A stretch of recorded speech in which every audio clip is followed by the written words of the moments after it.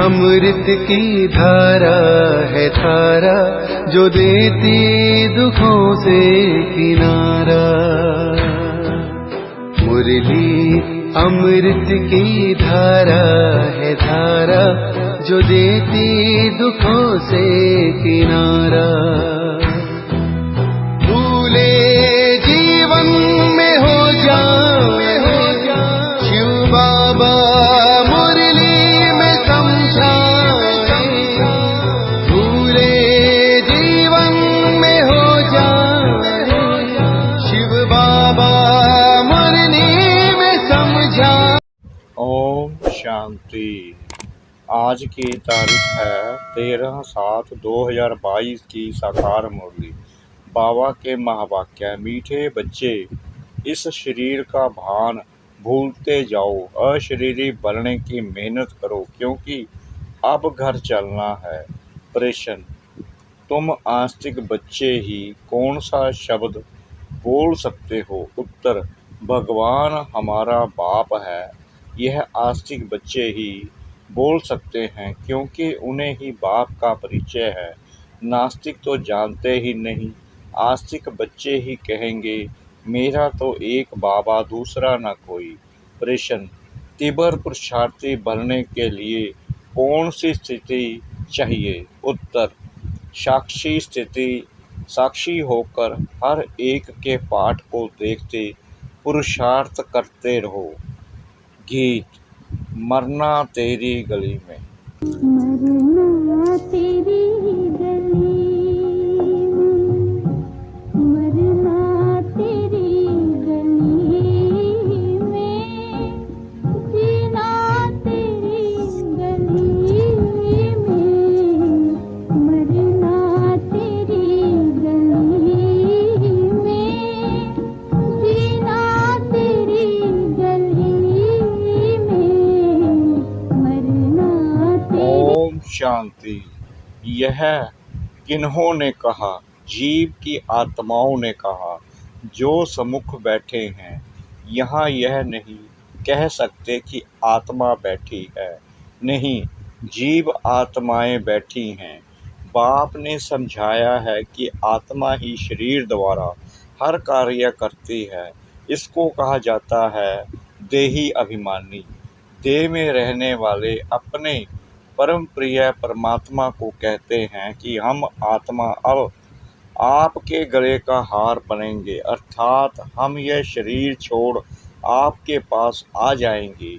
बाप ने समझाया है जैसे मनुष्यों का जी नाला जिकल ट्री है, वहाँ सरस्वती आदम इव आदि उन्हों का सिजरा बनता है, वैसे तुमने देखा है मूल वतन में भी सिजरा है। पहले पहले है शिव। तुम आत्मा मेरे गले का हार कैसे बनेगी? मुझे याद करने से। जितना जो मुझे याद करते हैं उतना तीखी डोरी पहनते हैं। मेरे साथ बहुत प्रेम है। मेरे पास आने बिना रह नहीं सकते क्योंकि आत्मा को इस शरीर के साथ सुख नहीं है, दुख है। अब भगवान तो है निराकार, कहते भी हैं निराकार आत्माओं को वह परमपिता परमात्मा ही सृष्टि के आदि मध्य अंत को जानते हैं, त्रिकालदर्शी है। और कोई मनुष्य वह कितना बड़ा पंडित हो, वेद शास्त्र पढ़ा हुआ हो, परंतु उनको इस सृष्टि के आदि मध्य अंत का ज्ञान नहीं है। नास्तिक होने के कारण त्रिकालदर्शी हो नहीं सकते। तुम बच्चे अभी आस्तिक हो। बाप ने तुमको परिचय दिया है, इसलिए तुम बाबा कहने के हकदार हो। वह तो कह देते परमात्मा सर्वव्यापी है, फिर इससे क्या मिला? कुछ भी नहीं। बाप तो ज्ञान का सागर है। वह ऐसे नहीं कहते कि मैं सर्वव्यापी हूँ, फिर तो सब फादर हो जाते। फादरहुड कहा जाता है क्या? एक बाप के बच्चे हैं, उनको प्रभु ईश्वर भी कहते हैं। ब्रह्मा विष्णु शंकर को रचने वाला है त्रिमूर्ति ब्रह्मा, कहना रॉन्ग है। ब्रह्मा विष्णु शंकर का भी बाप वह शिव है, उसने ब्रह्मा को एडॉप्ट किया है। तुम भी जानते हो, ब्रह्मा के मुख से परमपिता परमात्मा शिव द्वारा हम त्रिकालदर्शी व सप्तर्षि चक्रधारी बन रहे हैं। सब अर्थात आत्मा का ज्ञान, आत्मा को ही सब राज्य मिलता है। आत्मा अविनाशी है, शरीर विनाशी है। आत्मा ही अच्छे या बुरे सभी संस्कार धारण करती है। तुम जानते हो, हम आत्मा अभी तमो प्रधान है। कहा भी जाता है, पतित आत्मा व पावन आत्मा। शरीर का नाम नहीं दिया जाता है। पुण्य आत्मा, महान आत्मा, आत्मा की ही महिमा की जाती है। आत्मा परमपिता परमात्मा बाप से बैठ सुनती है। दुनिया में कोई को पता नहीं कि बाप ऐसे बैठ बच्चों को पढ़ाते हैं। अभी तुम समझते हो कि हम बाप के बने हैं। बाप से हमको वर्षा लेना है, दूसरे से हमारा कोई काम नहीं। आत्मा कहती है, मेरा तो एक शिव बाबा, दूसरा ना कोई। स्टूडेंट समझेंगे, मेरा तो एक टीचर, तुम्हारा एक ही बाप शिक्षक है। वह पतित पावन बाप है। सभी आत्माओं का कनेक्शन उस बाप शिक्षक से ही है। भल कोई ब्राह्मणी पढ़ाती है, परंतु वह भी मुझ बाप से ही पढ़ी हुई है। बाप कहते हैं, तुम मुझे याद करो, ना कि ब्राह्मणी को। अब तुम बच्चे मुझ बाप को जान गए हो, पहचान गए हो। अब तुम आस्तिक बने हो। जो नहीं जानते वह है नास्तिक, निधन के। बाप का नाम रूप देश काल क्या है कुछ भी नहीं जानते। कह देते उसका कोई नाम रूप नहीं है। अब तुम जानते हो, जरूर उनका नाम है शिव। वह अपना शरीर तो धारण करते नहीं, इसलिए उनका नाम कभी बदल नहीं सकता। तुम जानते हो, हमारे 84 जन्मों का नाम रूप बदलता जाता है। उनका नाम तो है ही शिव। जैसे आत्मा का रूप है, वैसे परमात्मा का भी रूप है। ऐसे नहीं कि परमात्मा कोई अखंड ज्योति बहुत बड़ा है।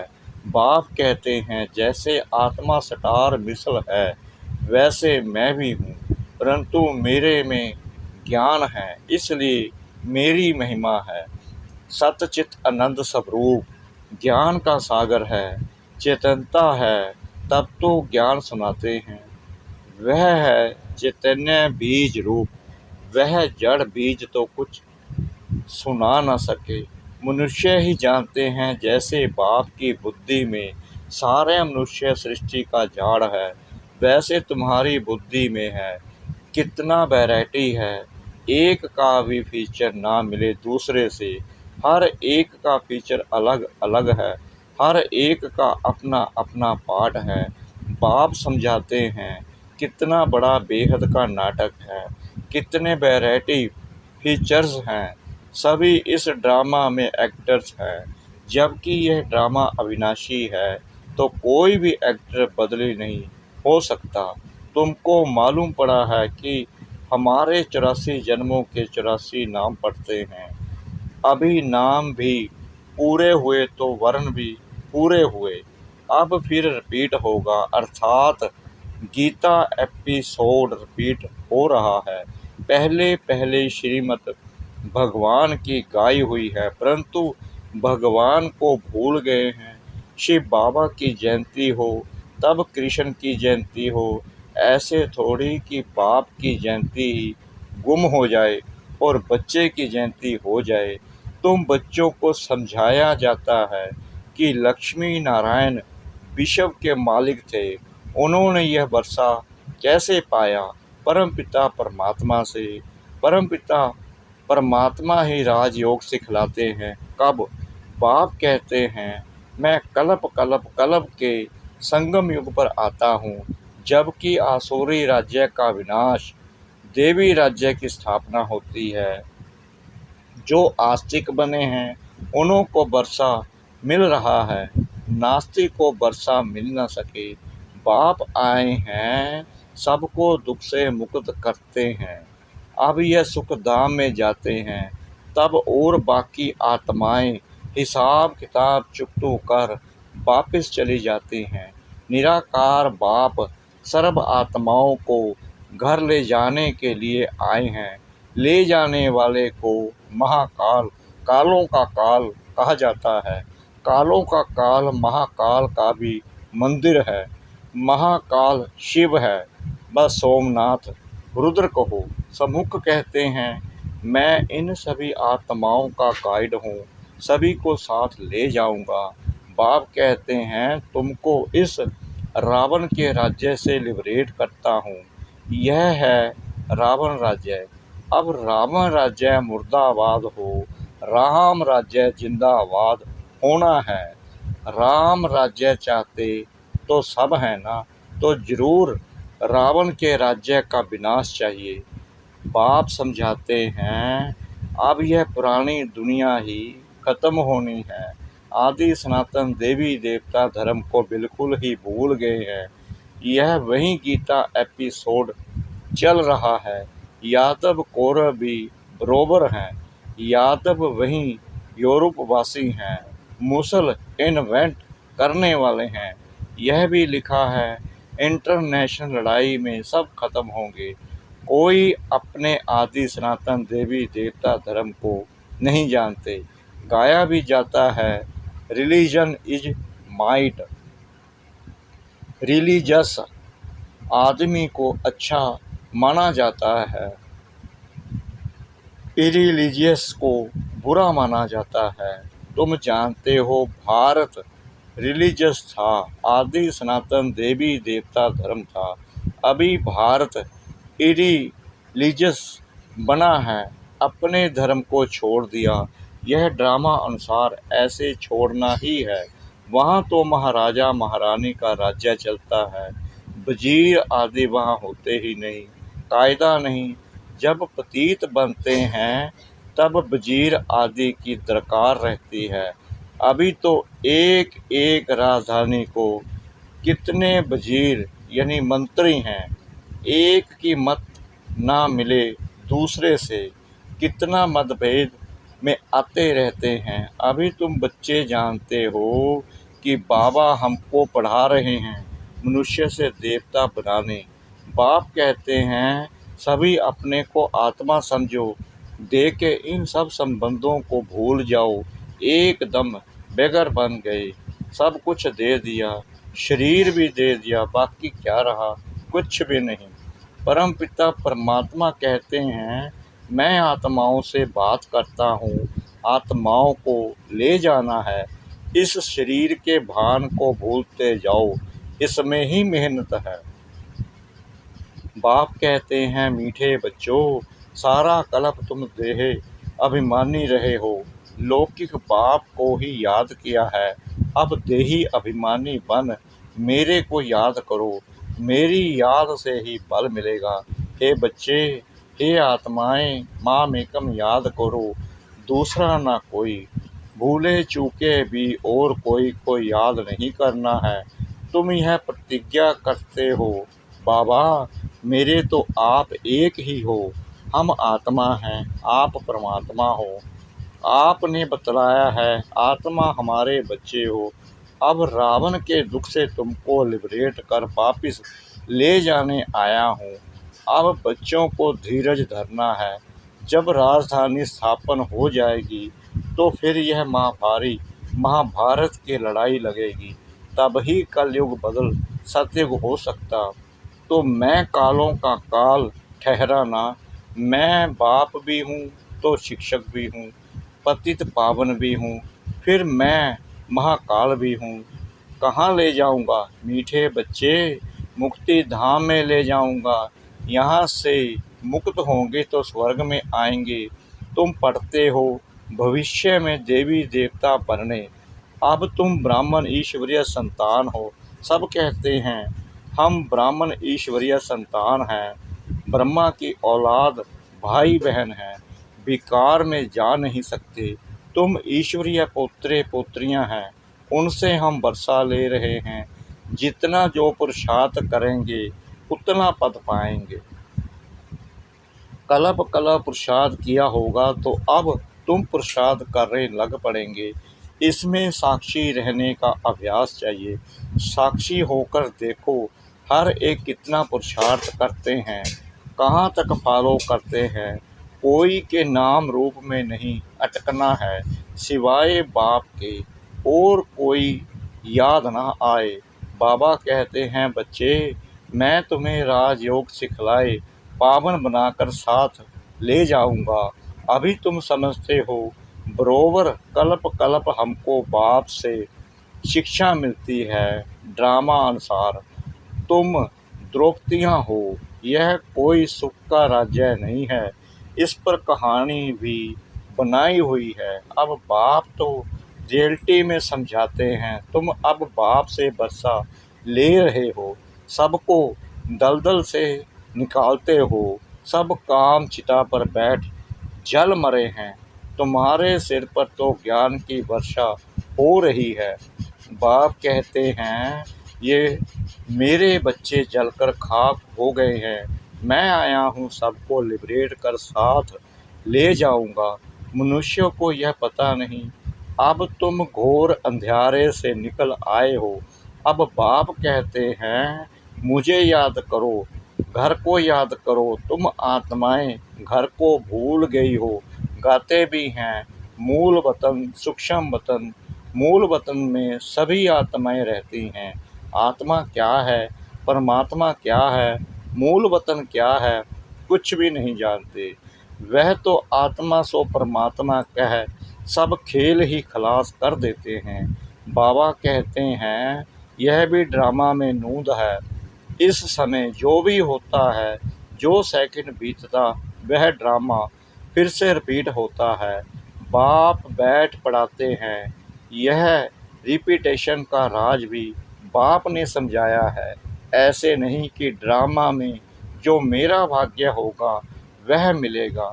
ड्रामा अनुसार एक्ट चलती है तो हम पुरुषार्थ क्या करें। ऐसा समझने वाले भी हैं, परंतु वही पुरुषार्थ तो करना है ना। बाप आए ही हैं पुरुषार्थ कराने, तुम बच्चों को पूरा पुरुषार्थ करना है।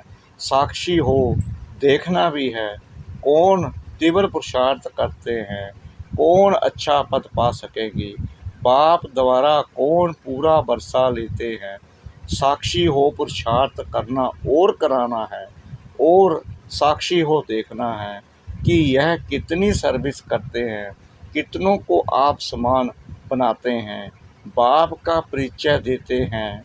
औरों के पुरुषार्थ को देख खुद भी तीव्र पुरुषार्थ करना है।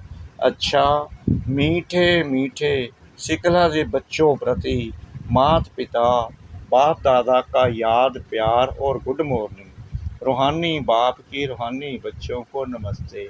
हम रूहानी बच्चों की रूहानी बाप दादा को श्रद्धा भरी प्रेम भरी नमस्ते। शुक्रिया बाबा, शुक्रिया बाबा, शुक्रिया बाबा इस मीठी मीठी मीठी मुरली के लिए। धारणा के लिए मुख्य सार नंबर 1, देह और देह के संबंधों को भूल पूरा बगैर बनना है। मेरा कुछ नहीं, देही अभिमानी रहने की मेहनत करनी है, किसी के नाम रूप में नहीं अटकना है। नंबर 2, ड्रामा में होगा तो पुरुषार्थ कर लेंगे, ऐसा सोचकर पुरुषार्थहीन नहीं बनना है। साक्षी हो, दूसरों के पुरुषार्थ को देखते तीव्र पुरुषार्थी बनना है। वरदान स्मृति स्वरूप के वरदान द्वारा सदा शक्तिशाली स्थिति का अनुभव करने वाले सहज पुरुषार्थी भाव। सदा शक्तिशाली विजयी वहीं रह सकते हैं जो स्मृति स्वरूप हैं, उन्हें ही सहज पुरुषार्थी कहा जाता है। वे हर परिस्थिति में सदा अचल रहते हैं। भले कुछ भी हो जाए, परिस्थिति रूपी बड़े से बड़ा पहाड़ भी आ जाए, संस्कार टक्कर खाने के बादल भी आ जाए, प्रकृति भी पेपर ले, लेकिन अंगद समान मन बुद्धि रूपी पाम को हिलने नहीं देते।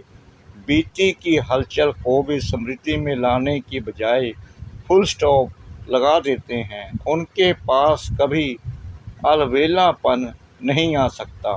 स्लोगन: ज्ञान की पराकाष्ठा पर पहुंचना है तो गुप्त रूप से पुरुषार्थ करो। ज्ञान की पराकाष्ठा पर पहुंचना है तो गुप्त रूप से पुरुषार्थ करो। ओम शांति।